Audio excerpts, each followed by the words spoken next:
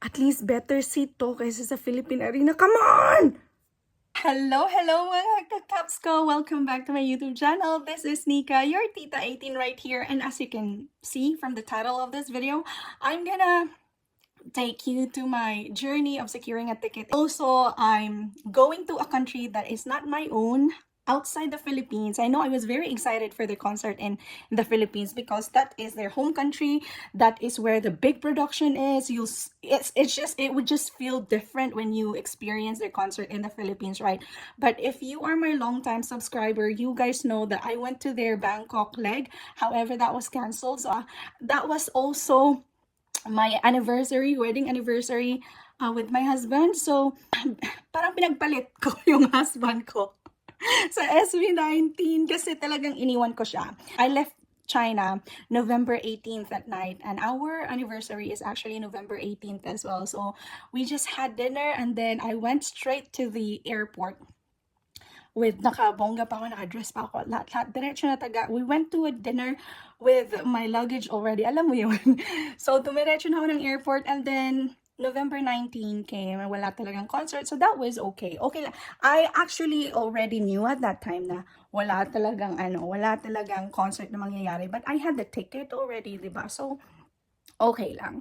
And so ngayon, it's gonna be my first time, not really first time, that would be my second time going to Singapore because we're going to Singapore in June. We are gonna be there for 2 nights and 3 days only.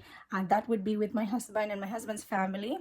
And then in August, I will go back there for our Mahalimas concert. Guys, there are still a lot of available tickets in Singapore. Please, if you've got the spare time and if you've got spare money, please go. And if you're still thinking of watching SB19, if you're just curious of their performances or if you're curious about them, just go get the cheapest one. You will never regret it. And I tell you, once you see them live, wala na, magiging fan ka na. At saka susundan mo na talaga sila.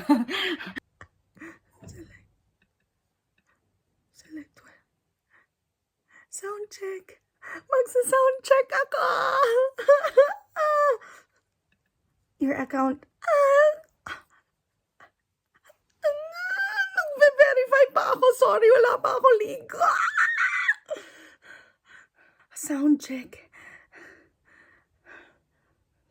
Okay, kailangan natin mag-fill in ng credit card details. I'll see you guys later pag successfully purchase ko na siya.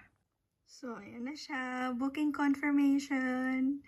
Row O, seat 15. That's platinum. And with the sound check. May confirmation na. See you sa Singapore, guys! May mga nakilala ko sa Bangkok na Singapore sila, taga-Singapore sila, mga Pilipino sila, but we stayed in the same hotel in Bangkok. So, we hung out together when we were in Bangkok as well. At meron akong, meron akong Instagram nila. May contact ako sa kanila. So, excited ako na makita sila ulit. See you sa mga nakilala ko sa Bangkok na mga taga-Singapore. I think mga nurses sila dyan sa Singapore, if I'm not mistaken. Ay, see you! Thank you, Lord! Thank you, Lord! Actually, guys, may mga sumakses na Chinese 18 na pupunta sa Singapore. Sumakses sila. Pero magkakaiba kami ng seat. Merong isa mag-ina, nakasecure sila ng VIP tickets. So, dalawa sila. Tsaka yung isa, nasa gold, nasa gold package siya or nasa gold area siya. Ako naman, nasa likod lang ng VIP, naka-platinum ako.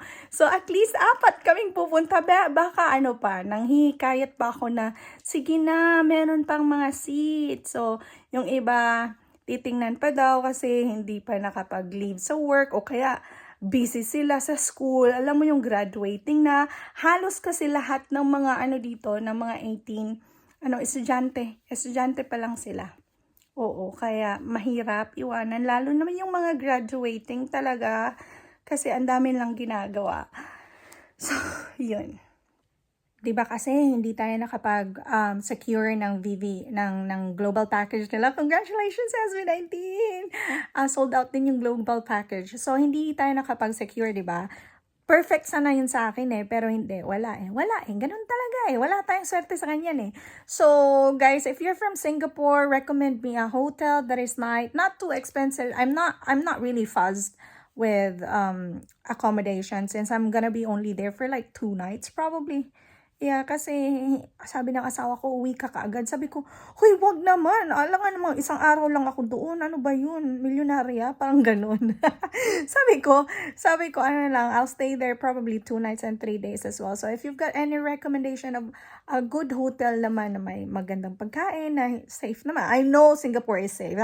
What did I say? But, yes. Alam niyo na, gusto ko yung, nasa center.